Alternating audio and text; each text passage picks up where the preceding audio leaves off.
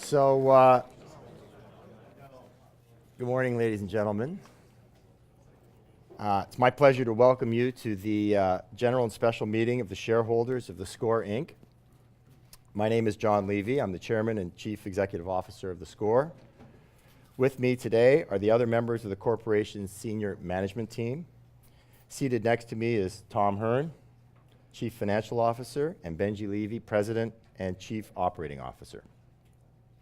With your permission, we'll proceed with the formal business of the meeting, after which Tom, Benji, and I will review the current state of our business and our key strategies on a go-forward basis. This will be followed by an opportunity for questions from all of you.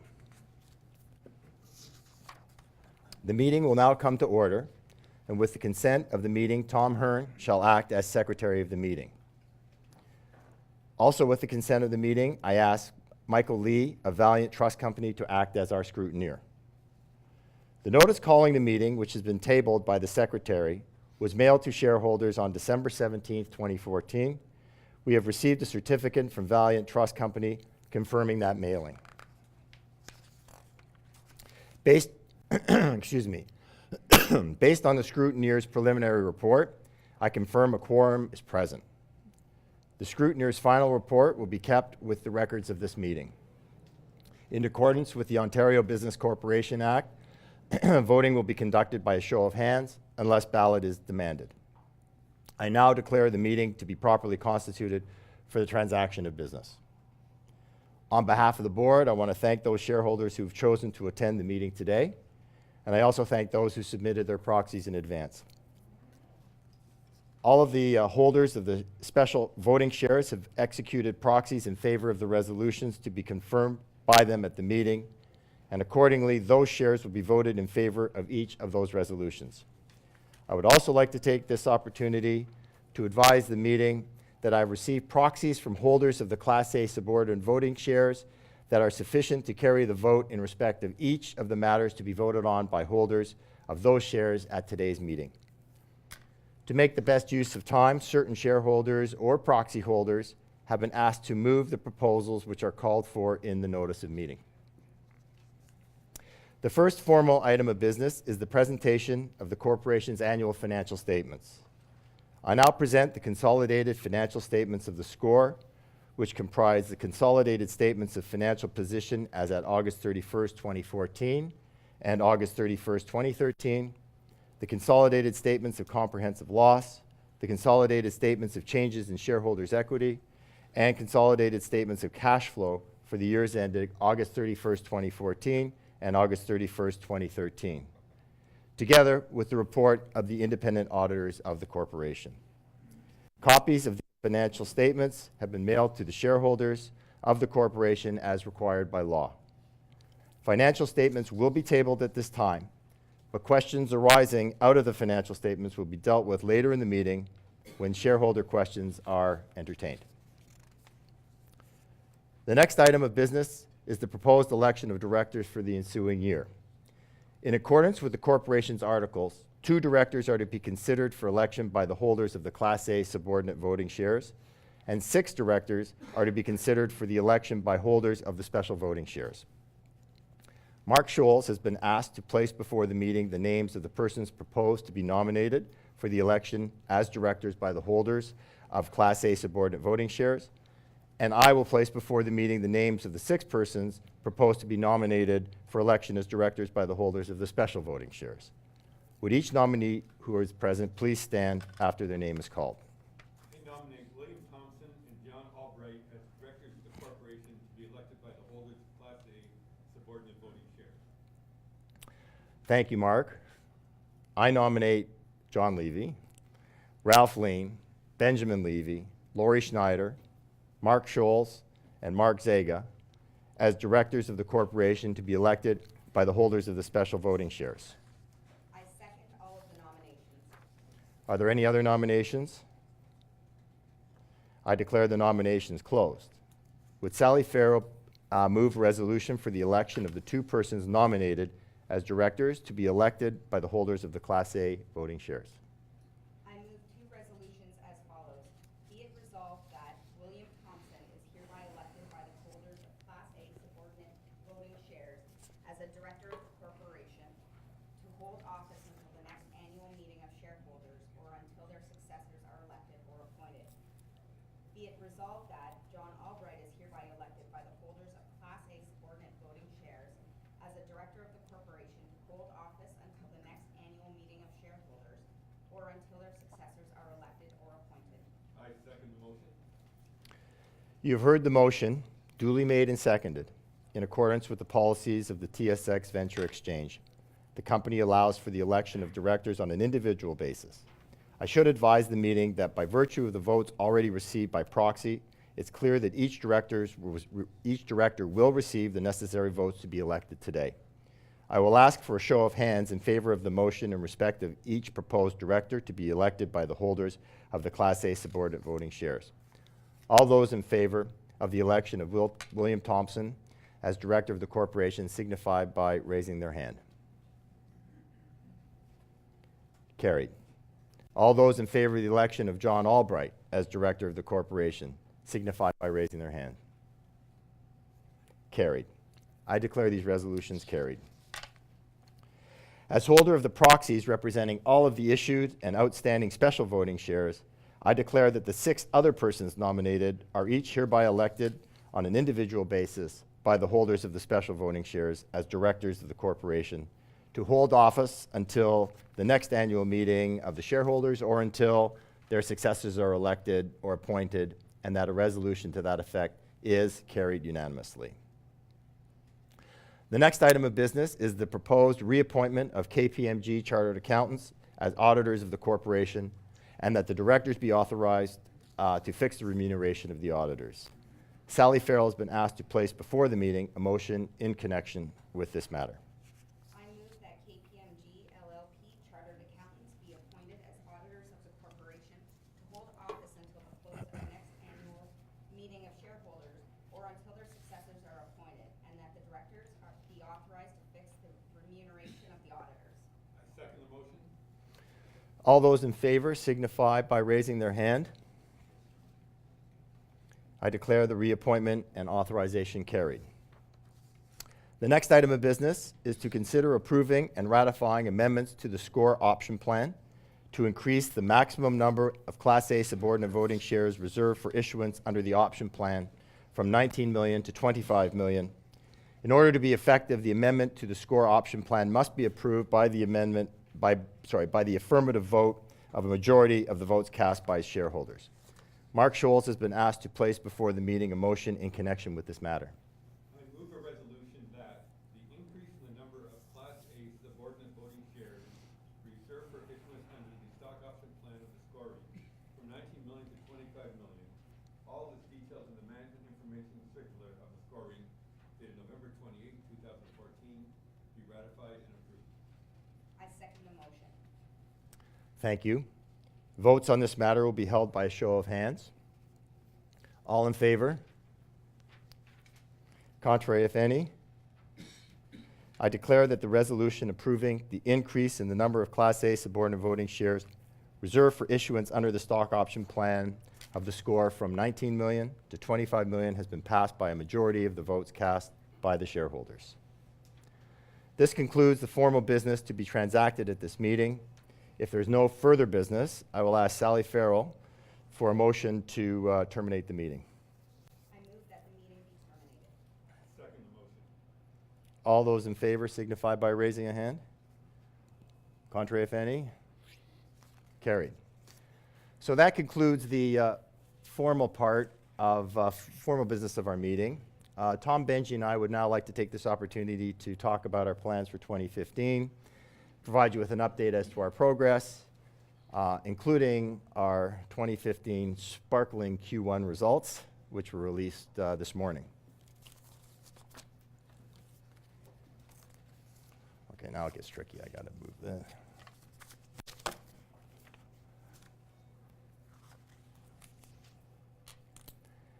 Okay, and with regards to Q1 of 2015, hang on a second here. Where is it? Voila. So I know you guys are all busy, but in case you missed it, this is what we released this morning. Take a good look. I'd like to read the headlines. theScore hits 10.2 million monthly active users and achieves record quarterly revenue. It's pretty impressive. And if you put that in perspective, in the context of where we've come from and where we're coming to, our 10.2 million average monthly active users on theScore's mobile platforms is about 112% increase over where we were a year ago in Q1 of last year. In addition to that, our app users are all over the app. Their engagement has escalated dramatically to the point where during the same period, we've had, I think, just under 300 million user sessions from these app users, which is an increase of about 56% from where we were a year ago. And again, to think about this, that's average use. So I know most of you guys hit our app like 10 times a day. Some people don't. But on average, that means they're going 60 or 70 or more times a month on our app. And that means every app user is hitting our app at least twice a day. That level of engagement is unheard of in most use of apps throughout either the Android store or iOS. In addition, because this is also very important and something that we've focused on right from the get-go, we had our record month in terms of our revenue generation. We tipped for the first time. I remember when we had the TV network and we were doing these same things in quarters and we got over certain hurdles, and it's quite an accomplishment for us to get over $3 million in Q1 of revenue for 2015, and that's an increase of about 45% over where we were just a year ago. And if that's not enough, we closed a little deal, I think right around the end of Q1, and Benji's going to talk a lot about that, which is our acquisition and our move into fantasy sports with the acquisition of Swoop, which was a company based in California, and we've been looking for quite some time to try and get involved in fantasy, and we found what we think is the perfect fit for us, for our user base, for the type of company we are. And Benji will go into details about that, and we're very excited about it. Uh-oh. But back to 2014. 2014 really was a year where we further strengthened theScore's position as a leader in mobile sports. Month in, month out, quarter over quarter, we broke records in terms of our average monthly users and in terms of our engagement. What's really interesting, and again, not to keep going back to legacy assets, but we're now reaching more people through our digital assets of theScore than we ever did on television. And that's quite amazing. In terms of our annual revenue for last year, we tipped almost $8 million, $7.8 million, which was a 47% increase from where we were a year ago or the previous year. And just bookmark that, because if you heard what I just said about Q1, in Q1 we did $3 million of revenue. So you can see the path we're on, and we're very excited about the direction and our ability to generate revenue. And this is all because during this year, what's really significant is we really did establish and reestablish the core foundations, which are now firmly in place for theScore to continue to grow its core assets and to look at other opportunities such as the one that Benji's going to discuss. And the two real pillars upon which our whole company is built is first and foremost a best-in-class software engineering team. When we left the building down the road about 2 years ago, we brought with us under Jonathan Savage and Mike Gerbone and his team of engineers. I don't know, how many engineers did we have at the time? Probably 10, 69 or 10, less than 10 engineers. And one of the biggest things that we had to contemplate was, if we're going to build this engine, we have to have the talent there to drive it. And we were off to a great start. We had a great core nucleus, but it had to build. And it's a very competitive environment. And I'm proud to say that over the course of this year, we've almost filled this place, not only with sports guys on this side, but with our engineers on that. And it's in a very competitive environment. And not only were we able to attract the top talent in the country, and in fact in North America, but we're able to keep them. We don't lose our guys, and that we're very, very thankful for what we have. And I think it's a lot to do with the fact that this environment, the products we're working on, they're given the breadth and the leeway and the capital to do what's necessary to continue to build our amazing products. Do you have a microphone? Yeah. Can you not hear me? Can you not hear? Well, so I can't turn that way. Okay. Is that better? Better now. Okay, sorry. Thanks very much. Do you want me to start again? Just kidding. The second pillar of, that's better, now I can hear it. The second pillar of our strength, and we've talked about this before, is our industry-leading mobile-first newsroom. We got about 40, 50 editors who come in at 7:30 in the morning. They're the ones that are parked on this side. They shift out at 4 o'clock, and a whole bunch of other ones come in from 4 till about midnight or 1 in the morning or 2 in the morning. This content team, which we created because there was nothing like that out in the environment for us to be able to output, now outputs up to 300 updates a day. They're scanning Twitter, they're scanning Facebook, they're creating their own content, they're ingesting it, and we created a CMS to allow them to output it almost instantaneously. And what this does is it basically gives us a 24-hour-a-day sports operation that feeds our beast. And the beast is our app users, who I mentioned earlier, who are consuming this stuff all day, every minute. But in addition to that, it's allowed us to take this same content through our social team, which we'll talk about in a moment, and push this content out to millions and millions of new users and expose them to our product, get them to love theScore, and eventually come to us on a full-time basis. This year also is a year in which we've really tapped into the power of mobile web by utilizing certain mediums like Twitter, but predominantly through our use of Facebook, where less than a year ago, I think we had less than 150,000 likes or something. It was less than 200,000 likes, or fans. It's now closing in on 1.8 million likes, and this is just over the course of the last 10 months, less than a year. And it was predominantly because of our relaunch of theScore.com as a responsive website. And again, remembering everything we do is mobile and everything is designed for our little hand units and smartphones that everybody is carrying, and that's allowed us to perfect how content can be consumed on these devices. But in addition to that, and more important than that, we've assembled a team, a full-time social media team under the auspices of Aubrey. Aubrey, give a little wave here. That's Aubrey. Who spends half his time in New York and half his time in Toronto. And we had some of the components of that before, but now it's all being pulled together. And the impact of that has been dramatic over the course of the last 12 months. Not only have our app users grown dramatically, but through social media and through Facebook, we have millions and millions of more people now coming to our product on a daily basis. And this bodes not only well for our core assets, but for our ability to roll out new products, which is what we're doing, and with more of those to come. Am I behind? Oh, I am behind. Remind me to get this click. Ding.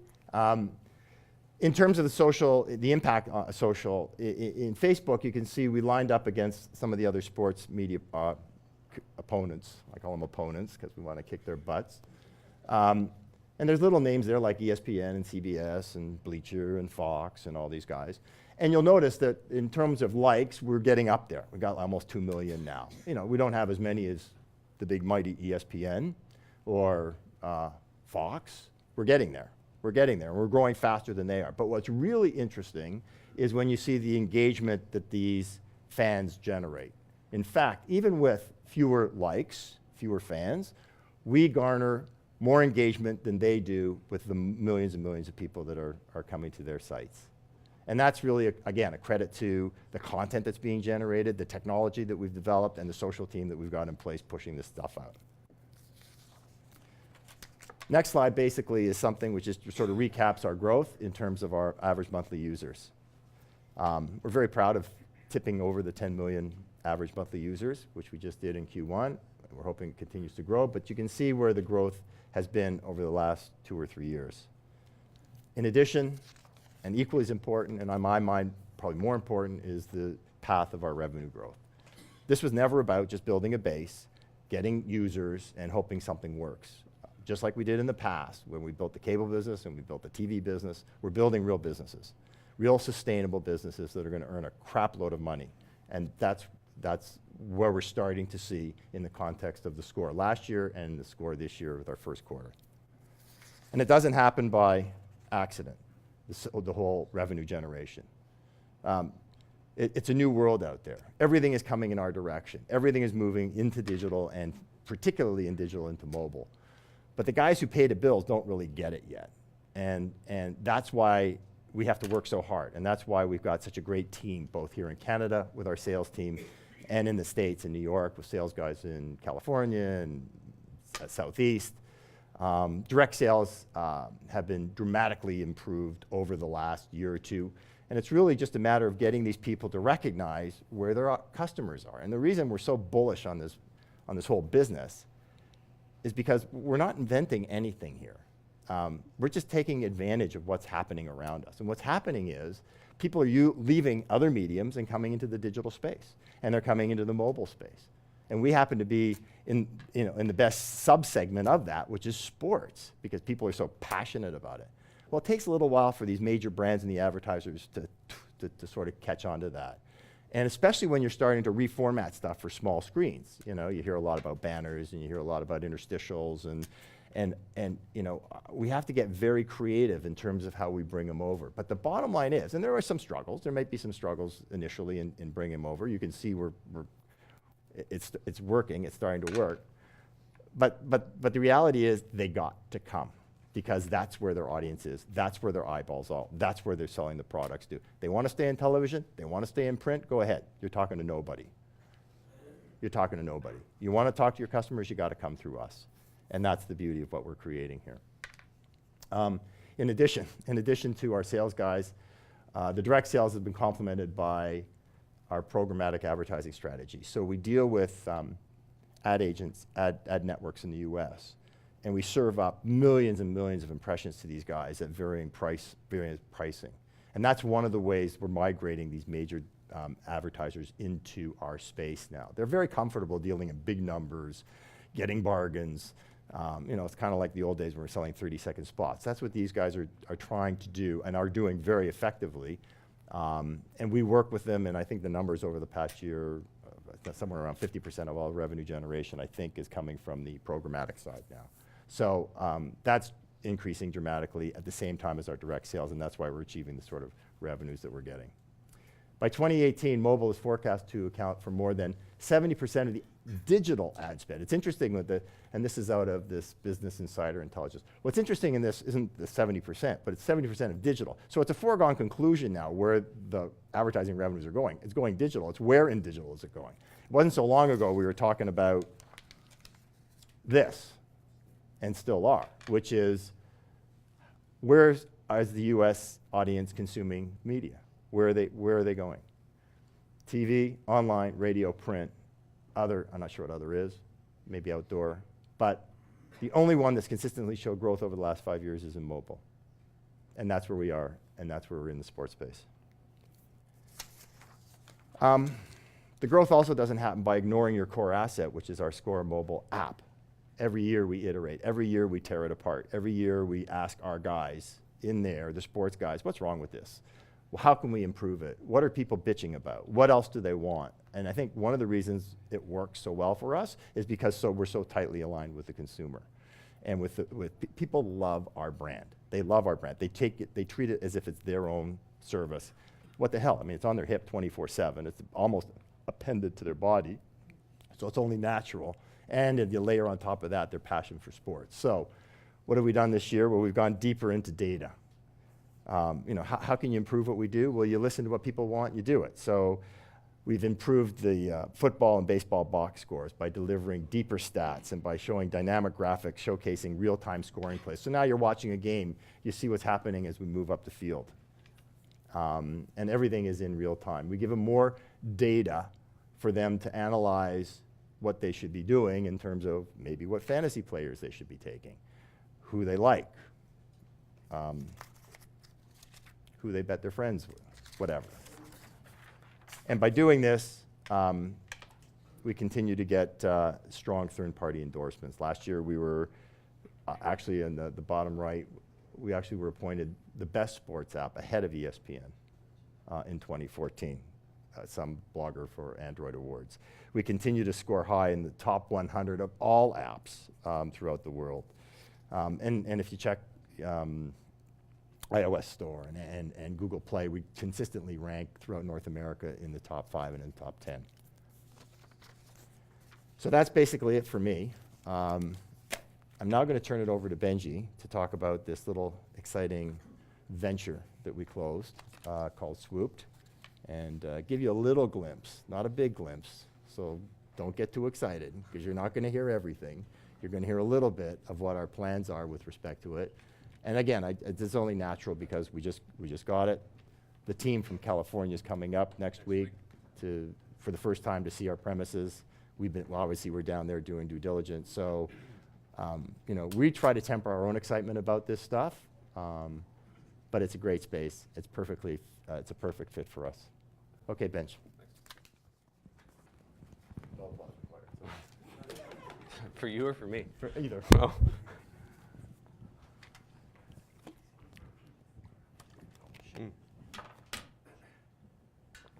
Thanks, John. Good morning, guys. Very excited today to, John, what did you do to this? There we go. To talk about our little acquisition of Swoop that we closed in December, just before the holidays. It's not going to be a surprise to any of you guys here that fantasy content has been at the core of what we've been doing as a mobile company, and really going back to our roots as a television company. We have guys here who are on our content team now who, back in the early days of our television network, actually had to manually input fantasy statistics to show up on our ticker that never left the screen.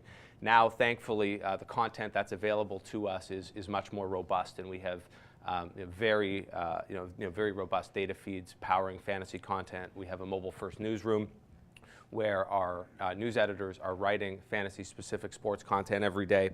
And we also build significant personalization features that our fantasy users take advantage of. We know from our analytics that over half of our users personalize their app by selecting their favorite teams and players, receiving breaking news, injury updates, and stats in real time.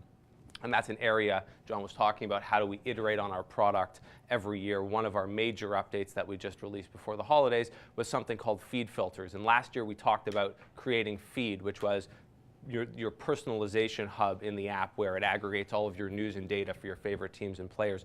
This year we added a significant feature which allows you, and that was aggregated into a single feed. This year we've rolled out a feature that allows users to create multiple different views of that, and they can track their football fantasy team separately, baseball, basketball, and create really an infinite number of views and drill down further in terms of the personalization of their app. So the decision to extend from fantasy content into fantasy games really was not a stretch for us. Before we get into some of the specifics of our acquisition of Swooped, I wanted to talk a little bit about the fantasy sports industry in general. This is a topic that really has reached the mainstream. Participation rates for fantasy have exploded. This past year alone, over 41 million people participated in fantasy sports games in Canada and the US. No surprise to anybody, that's driven predominantly by NFL fantasy sports games. Baseball also has pretty strong participation, and then after that there's a little bit of a drop-off, and you have basketball, hockey, NASCAR, and golf kind of bunched in a tier. More recently, though, the phenomenon of daily fantasy sports has emerged as a very popular type of gameplay. And when you think about it, it's not really surprising.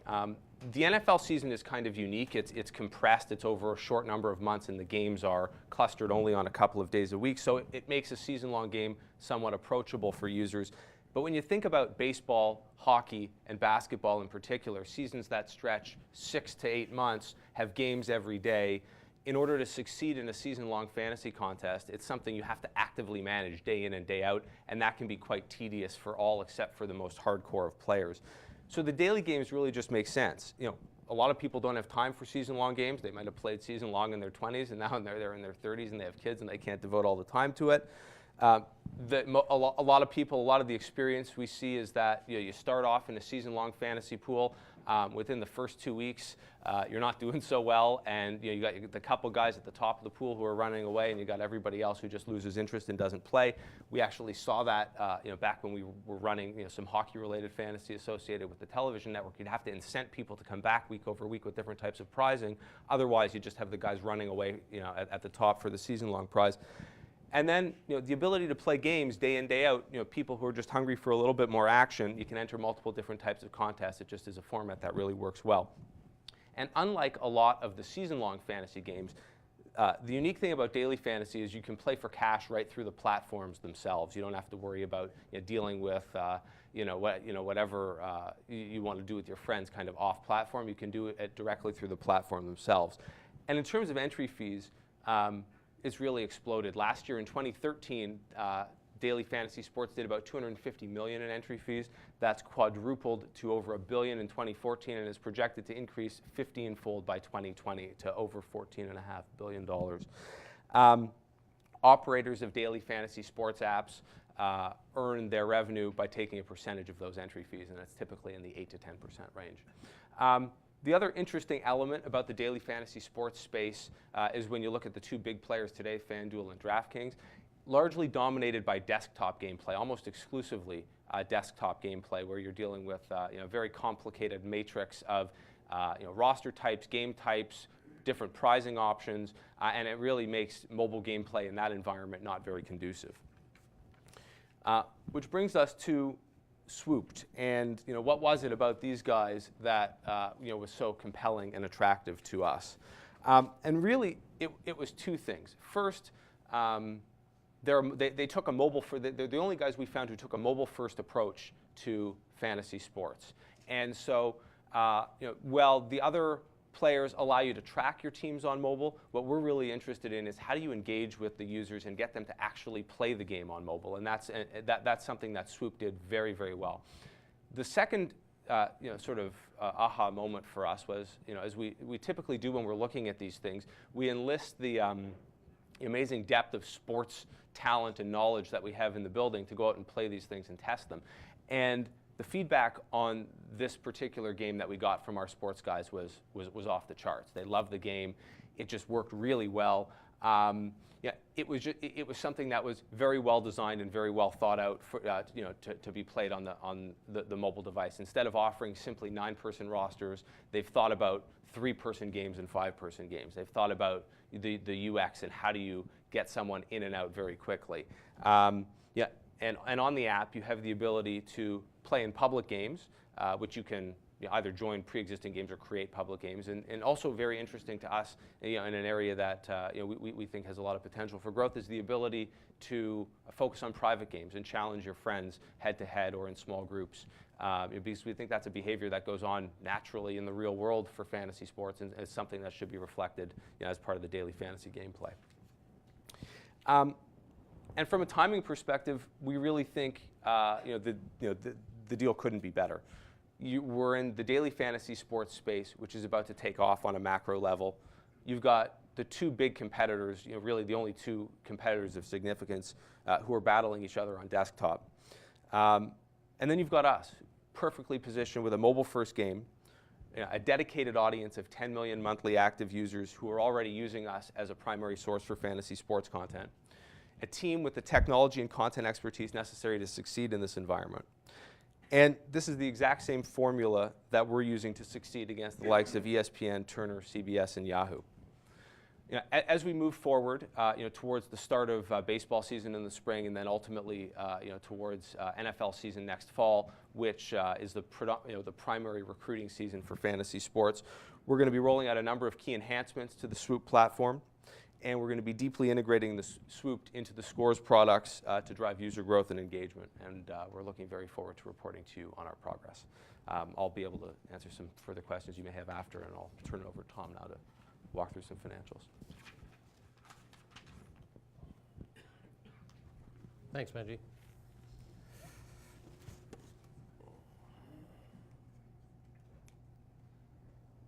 Why does this always happen?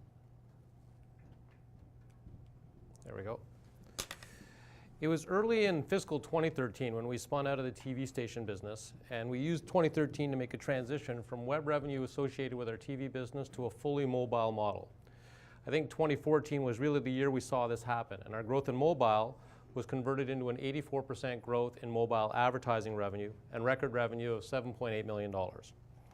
We were able to create more engagement with our audience and monetize that engagement through both our direct sales capabilities as well as our programmatic sales. The significant expansion in our ad networks was a major part of our mobile revenue growth, allowing us to fill in our excess inventory and doing it at ever-increasing rates as advertisers realized that we're a premium app for targeting the male 18 to 34 demographic. In 2014, we continued to invest in our product development and expanded our content team as well. We built the plant, is a term that I like to use. We built out the core of our product and added numerous new product features, all designed to enhance audience engagement as well as personalization of the use of the application. We also continued to expand the depth of our content team that, as John said, now produces over 300 pieces of content on a daily basis. We expanded our marketing, we increased our brand awareness, and we did some direct user acquisition. This morning, we announced our Q1 2015 results. This was by far the best quarter in the company's history and our first $3 million quarter. We saw a nearly 50% increase in advertising revenues that reflected our continued strength in direct ad sales and very strong U.S. programmatic sales. We're also able to improve our bottom line as our expenses in Q1 were consistent really with that of that last year, a mix of slightly increased personnel costs and some reduced amortization. And I think this shows the leverage that we have built in our core business model. We still have a very strong balance sheet and cash in hand to be able to execute our business model. We're able to collect a $2.1 million digital media tax credit in December, which will have a nice impact on our Q2 cash flows. Q1 is normally our largest cash use quarter, given the expanded need for our working capital related to our significant revenue growth compared to Q4. In Q2, we'll also see some spending for us on Swooped, both for the acquisition and for the process of closing the deal, as well as some investments that we're starting to make to build out the application as Benji just described. And with that, I'll turn it over to John, who will open the floor to Q&A.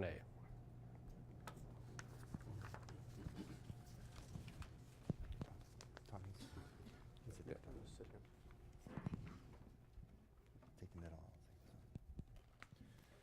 Okay. Oop.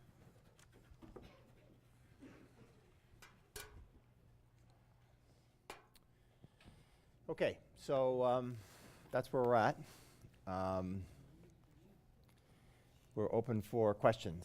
Okay. John, has Rogers still kept their percentage holding in the company? No, Rogers, when was that? June. In June, decided as part of a larger strategy, not just with respect to us, to sell some of their holdings in other companies that they had little influence over and little effect over. So they sold their position. And actually it was a pretty good thing for us because it allowed us to take that big chunk of stock and get it out into the hands of a lot of people who are pretty interested in what we're doing. And really was the completion of our transition from, quite honestly, from TV to a new digital company. Because as you recall, when we sold the TV network, there were some of other investors who were in there predominantly because of what we used to be, not what we are. And I'm not saying that's what Rogers is, but there's a lot.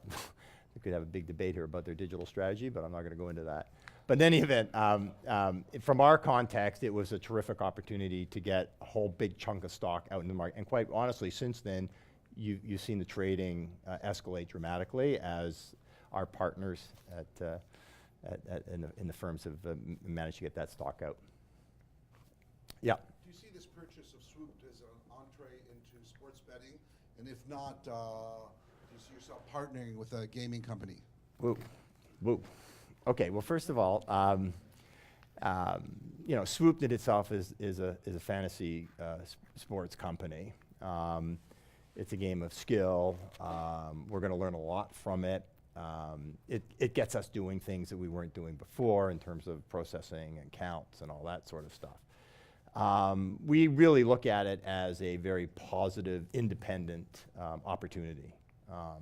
Now, having said that, we have an eye to the future, and we've always talked openly about when gaming does become a reality in North America, that's something that we'd be interested in taking a look at, or looking in other jurisdictions where it is legal.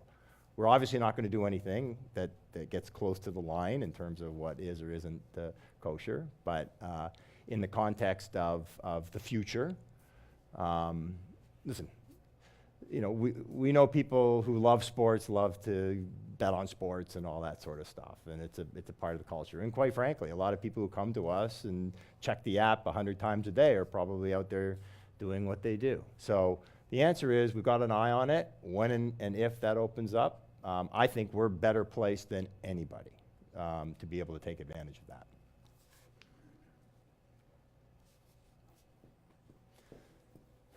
Yeah. Where do you see your biggest challenges? Whoa, that's also a good question. You know what? I think the biggest challenges that we had over the past was whether, as I indicated in my presentation, was could we build the infrastructure to be able to take advantage of what we have and the position that we're in, and then look at the new opportunities that are coming to us on a regular basis, and they are. I mean, Swooped was one, others are coming, and I think, not that there aren't further challenges down the road, because there always will be, and some probably ones that we can't even see today, but I have a great deal of confidence in our ability to continue to move this forward in a leadership position, not in a challenger position, but quite honestly in a leadership position, because there's nobody else doing what we do.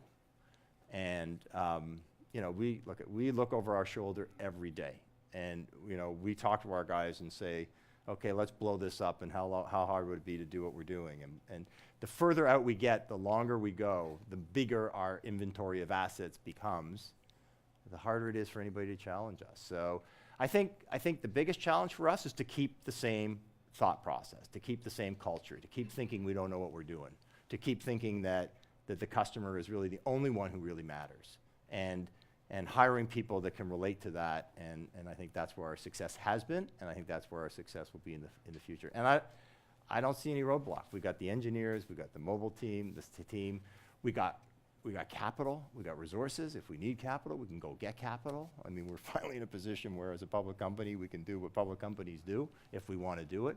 So I think the limitations are self-imposed, quite frankly. I think that's our biggest challenge, just to keep pushing and stay true to what we're doing. Uh-oh. Career limiting. Uh-oh, be careful now. This is a two-part question. Wait a sec, let me get my pen out. Fellow No, this is- Hamiltonian here. It's talking. about Swooped, and I think it's a very exciting space to enter. I was Yeah. just wondering if you guys had any numbers on the total percentage of users, what percent are paying users, and what percent are playing free games. And then as a follow-up question to that, I was wondering what kind of conversion rate you guys are expecting from the sort of flagship app to Swooped. Okay, so we were expecting those sort of questions from the financial guys, not from our own guys. You're fired. I can't fire him. He's from Hamilton. There's an unwritten rule. If you make the drive in every day like I do, you got a job for life. Remember that.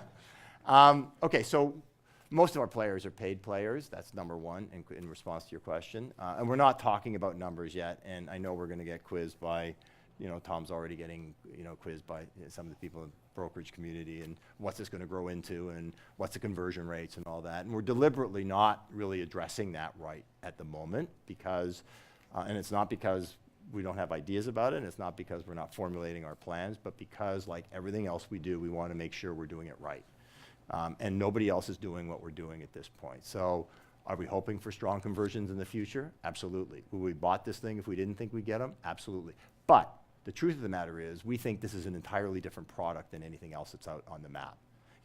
We're not about flash in the pan, getting big numbers and then seeing if it'll stick. We know our customers love us. We know they stick with us. And we think there's a whole social interplay here that goes beyond anything that these other guys are thinking about.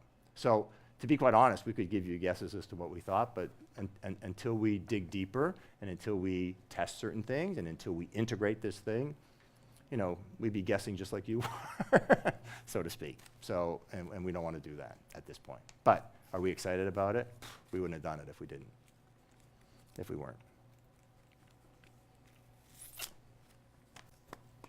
Yes, oh, I'm sorry, sorry. 10.2 million users, where the hell are they coming? You know what? It's a big world. You know, about 60% of them are south of the border. About 20% are Canadian. I'm roughing it. About 25 are Canadian. The rest are rest of the world. So, you know, we track our growth versus the growth of the other guys. We think there's a lot of upside too. You know, they're getting their numbers by default because they're big brands, not because they know what they're doing, quite honestly. We're getting our numbers because people love our content and love our app. So the numbers aren't that big yet, quite honestly. Even 10, I mean, we love that number, but I think there's huge upside, even in the North American market. Then we start to layer in some of the projects that we're working on, like fantasy, other stuff that's coming. And then there's international opportunities. So, you know, it's like when I see the condos going up in Toronto, where the hell is everybody coming from here? I don't know, but they're coming. And that's kind of what we're experiencing. Yeah. For you, John. How do we think about future M&A strategies? Is there more to do in fantasy sports, assuming the Swoop acquisition works out? Are there other areas that you're focused on? In fantasy, specifically? Well, I'm just thinking for the company overall. Assuming that there's a good conversion rate and the fantasy angle works, is that a continued focus? Are there more fantasy acquisitions to do, integrate those? There's, you know, there seems to be a consolidation happening. There's been some acquisitions in the fantasy space. The big guys got pretty big pretty fast. They you know, they went to the market and raised 40, 50 million bucks a piece. Their strategy is just go buy customers and then see how it works out. That's not kind of our modus operandi, but they don't have what we have either. You know, they're starting with nothing. We're starting with, you know, today 10 million monthly uniques and a passionate fan base that are probably using our service to track their teams right now. So there's lots that we're going to learn about that. If there are other opportunities in fantasy, you know, we're still looking all the time. There might be some roll-up strategies. There may or may not. We don't know. We looked pretty intensively before we bought Swoop, so there's some others that are possibly out there, but we'd have to see if it was a good fit. But there's all sorts of other things out there too. I mean, that's not, you know, maybe we didn't surprise you with fantasy, but we're going to surprise you with other stuff. So, yeah. William Hill, are you still have any association with that? We keep tabs because down the road something may happen. We go to shows. We're going to London in a couple of weeks to the ICE show. Yeah, you know, listen, we're always positioning ourselves to be able to grab hold of that when and if it becomes a reality. So relationships and discussions go up and down, but in our minds, it's something down the road that's very important to us. Any other questions from anybody other than our staff?